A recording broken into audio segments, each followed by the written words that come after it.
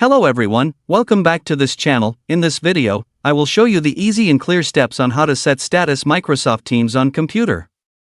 So how to set status Microsoft Teams on computer? Make sure you keep watching this video until the end. Let's get started right away. Firstly, just go to Microsoft Teams on your computer or laptop. And this is the initial display on Microsoft Teams. To set status Microsoft Teams, just point the cursor to the upper right corner of the screen. Here there is a profile icon. And tap. Here a scrolling menu will appear. In the menu available here.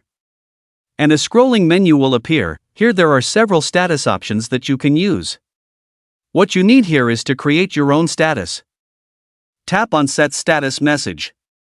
Here there will be an input menu. Type the status you want to create here.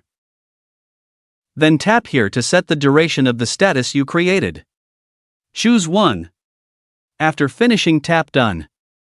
So that's it, tutorial how to set status Microsoft Teams on computer. Thank you for watching.